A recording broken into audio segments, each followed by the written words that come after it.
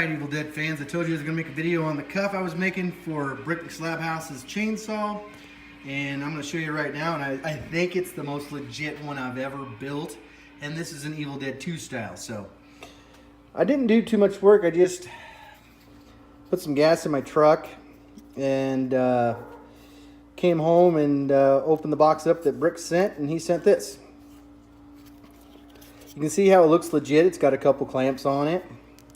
It's got the nice metal, nice rubber look inside. Very legit.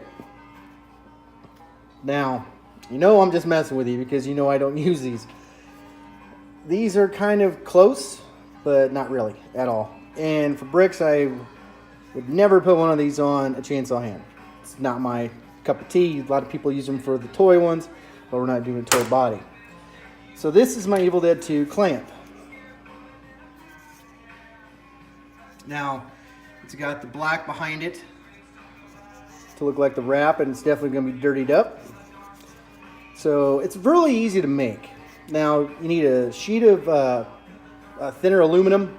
You need that PVC pipe, usually 3-inch or the oversized 3-inch, the thin walled PVC. A couple nuts and bolts, and you do need to get this pipe clamp. Now, I didn't use just the pipe clamp, just it as an entirety because it's a little thinner than I wanted. So the PVC inside is actually cut to about, I think it's 1 3/4 inches. And then you can use rubber for a closer, accurate look. You can get a thin strip of rubber, but with this one I just used a thin strip of foam.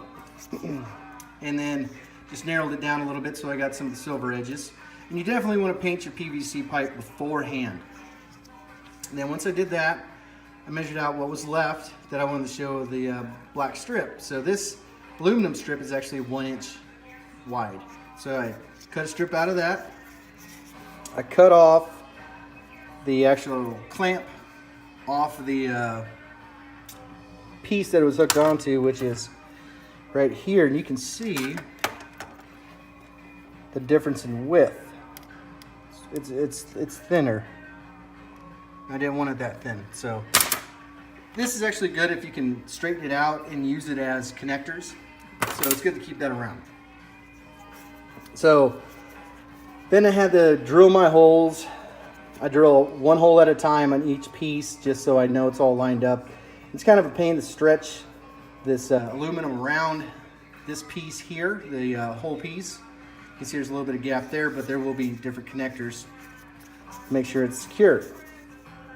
So you just have to drill 1 hole at a time and stick a bolt all the way through here. Pull this aluminum all the way around, and see it's kind of off right here, but it's just loose. And you can actually pre-drill this hole for this piece here, this clamp piece. Pull that aluminum strip all the way through, find where you want it, make sure it's nice and tight where you want it.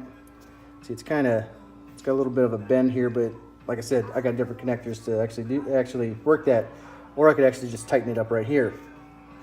You don't want a lot of slack, because if it's way back here, depending on your size, I think this is for a 3-inch, this clamp size that I bought. You could actually tighten it up more if you want. You just don't want a lot of slack and a lot of, you know, the threads hanging out. So knocked a hole through the aluminum and then pulled it back through again. You know, you have to take this off every time and put it back on. And then line that up, mark your hole through your aluminum to the PVC, drill that hole, connect it together, see where you like it, and you end up with something like this. And this bolt will actually come off because my connector connecting to the top handle will be right here, so it would actually sit like that. This bolt's it's loose, so it's bent over a little bit, but it's gonna be straight up and over in an L shape connecting to my handle. So that's a real easy way to make an Evil Dead 2 accurate cuff. And if you do a style like this, you will have gaps. And I want to get as accurate as possible with, you know, making it as affordable as possible as well. So I'm not doing any inserts. You can do an insert. It's going to look a little funky. It'll look a little different, but I'm going to make it as accurate as possible because he wants it really gunked up and dirty looking. So by the time it's done, it's going to look really good. So that's how you do that. It's very simple and easy. You can get it done in about an hour. Other than the paint drying, about an hour. You guys have a great day. Bye.